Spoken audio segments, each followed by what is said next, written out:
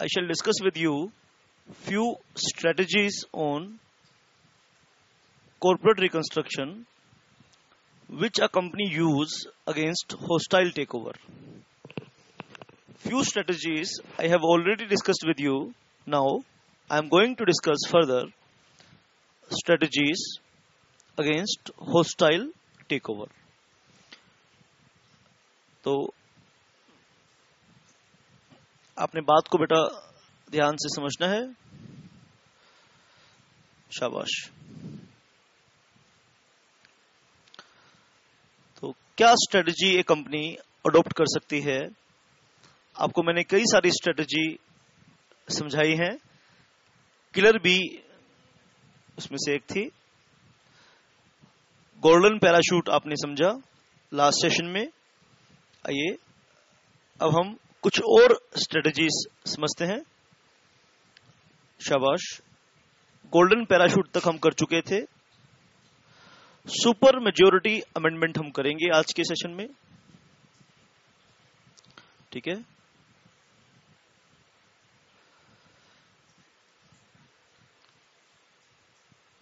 ये जो super majority amendment है, जब बेटा मैं आपके साथ CAST substantial acquisition of shares and takeover regulations SAST regulations discuss करूंगा तो वहां ज्यादा ये बात आपको समझ में आएगी। तो तब तक के लिए इसे हम होल्ड कर लेते हैं। वैसे ब्रीफली बता देता हूं कि है क्या ये। ठीक है। ये शेयर होल्डर से जो मेजॉरिटी मिलनी है बेटा,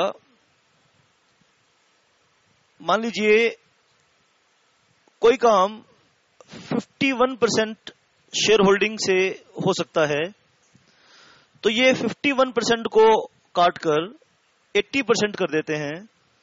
यानी मैक्सिमम शेयर होल्डर अप्रूव करेंगे टेक ओवर को, तो जो वो टेक ओवर हो पाएगा।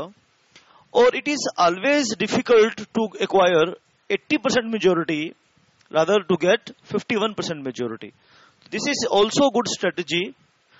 ठीक है बेटा, अगेंस्ट होस्टाइल टेक ओवर। तो ज्यादा समझ में जब आएगी बेटा जब हम SAST रेगुलेशंस करेंगे। शाबाश। अगली है बेटा fair price amendments.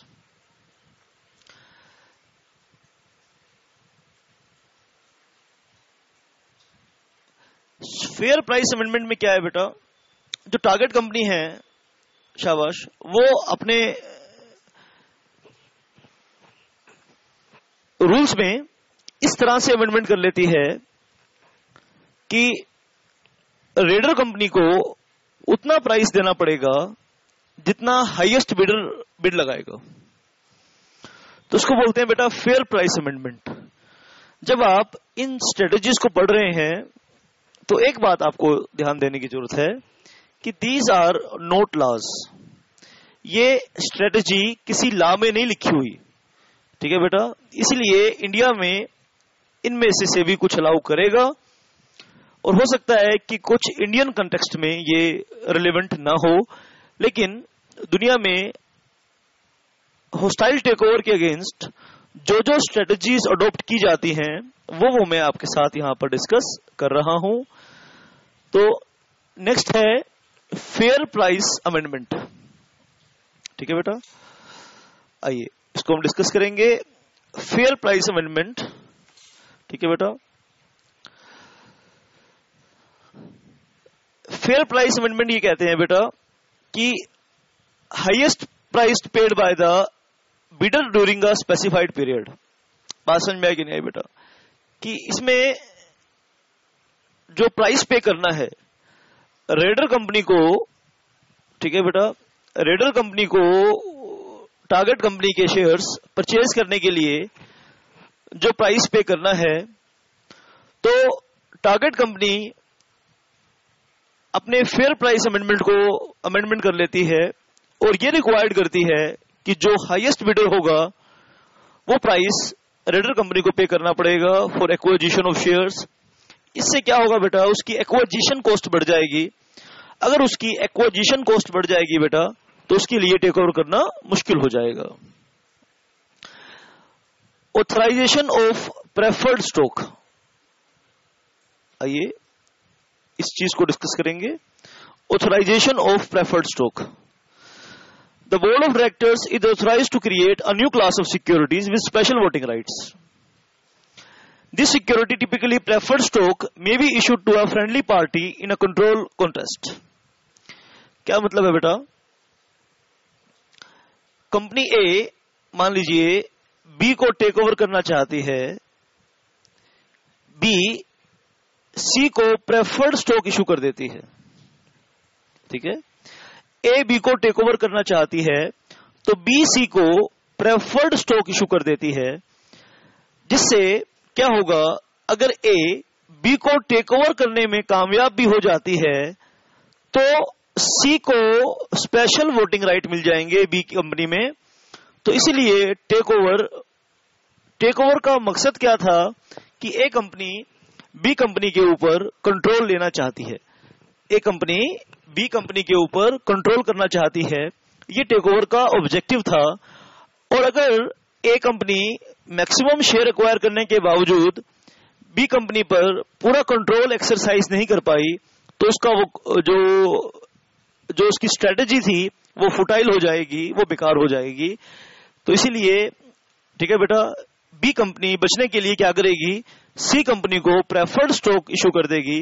Preferred stock का मतलब ये होता है कि बी कंपनी सी कंपनी को स्पेशल वोटिंग राइट्स दे देगी, जिससे जिन राइट्स को सी कंपनी यूज कर पाएगी जब ए बी को कंट्रोल करने में कामयाब हो जाएगी। तो इसीलिए एक डिमोरलाइज हो जाएगी और वो टेक ओवर का इरादा छोड़ भी सकती है। आई पॉइंट देखेंगे बेटा, ऑथराइजेशन ऑफ प्रेफर्ड स्टॉक हमने देखा। आई पॉइंट देखेंगे, refusal to register transfer of shares.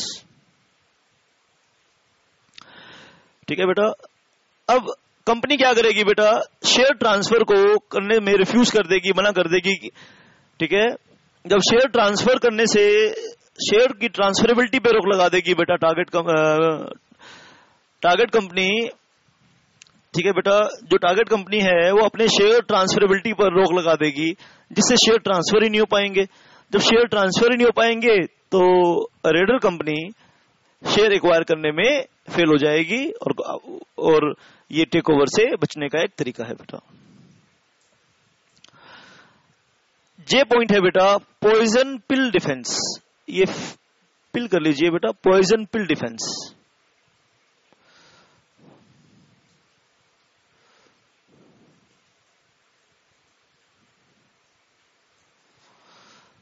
ठीक है बेटा, अब बेटा पॉइजन पिल डिफेंस का मतलब क्या है, ये ऑथराइजेशन और प्रेफर्ड स्टॉक की तरह है। जैसे फॉर एग्जांपल आप क्या कर रहे थे बेटा, आप ध्यान से authorisation of preferred stock H point को ध्यान से पढ़िए। एच पॉइंट में क्या हो रहा था कि जब ए बी को टेक ओवर करने की कोशिश कर रहा था तो बी ने सी को प्रेफर्ड स्टॉक दे दिया था। अब यहां क्या होगा, जब ए बी को टेक ओवर करने की कोशिश करेगा तो बी वो preferred stock board of directors को इशू कर देगा बेटा। फर्क इतना है बस। ठीक है बेटा, poison pill is a popular defence mechanism against hostile takeover. Is creation of securities called poison pills. These pills provide their holders with special rights exercised only after a period of time following the occurrence of triggering event such as tender offer for the control of the accumulation of specified percentage of target shares. These rights take several forms but all the time difficult costly to acquire control of the issuer or the target company. यानी for example बेटा, यहाँ पे authorisation of preferred stock का मतलब क्या है कि B third party को स्टॉक दे देती है, और पॉइजन पिल में क्या है बेटा, ए कंपनी बी कंपनी अपने बोर्ड ऑफ डायरेक्टर को ही ऐसे स्टॉक इशू कर देती है जिसके थ्रू स्पेशल वोटिंग राइट्स मिल जाते हैं, जिससे टेक ओवर फुटाइल हो जाता है, बेकार हो जाता है बेटा। टेक ओवर करने के जो रेडर कंपनी है उसका मोरल डाउन हो जाता है। शाबाश बेटा। व्हाइट नाइट डिस्कस करेंगे, के पॉइंट डिस्कस करेंगे बेटा। White knight is a company that comes to rescue of a company targeted for a take over. ठीक है बेटा, ए बी को टेक ओवर करना चाहती है, सी कंपनी आ जाती है बेटा, ए बी को टेक ओवर करना चाहती है, सी कंपनी इसके रेस्क्यू के लिए आ जाती है और बी को बचाने के लिए, तो सी को बोला जाता है व्हाइट नाइट कंपनी। ठीक है बेटा, व्हाइट नाइट। तो this is also strategy against hostile take over. Crown jewel strategy. ठीक है बेटा, बात समझ में आई कि नहीं आई? अब इसमें क्या है बेटा, ए बी को टारगेट क्यों करना चाहती है? क्योंकि बी के पास कुछ ऐसे एसेट्स हैं जिससे ए के मुंह में पानी आ रहा है। उन एसेट्स को देखकर ए के मुंह में पानी आ रहा है और एक ए बी को टेक ओवर करना चाहती है। तो बी क्या करता है कि इन टेक ओवर को, इन एसेट्स को डिस्पोज ऑफ करना शुरू कर देता है थर्ड पार्टी के पास। ना वो एसेट्स रहेंगे, ना ए के मुंह में पानी आएगा, ना वो उसे टेक ओवर करने की कोशिश करेगा। ठीक है बेटा, तो these are all strategies of take over. These are all strategies of take over. ठीक है, आप इसको नोट कर लीजिए बेटा। This is not a good strategy. Crown jewel strategy को अच्छी स्ट्रेटेजी नहीं माना जाता है। ठीक है बेटा, आप नोट कर लीजिए सारे पॉइंट। और इसके बाद कुछ एग्जांपल्स बेटा, मैं ये कुछ एग्जांपल्स आपके साथ रखे हैं, आप इन्हें नोट कर लीजिए। और that's it for this session. आज के लिए इतना ही है बेटा। Thanks lot.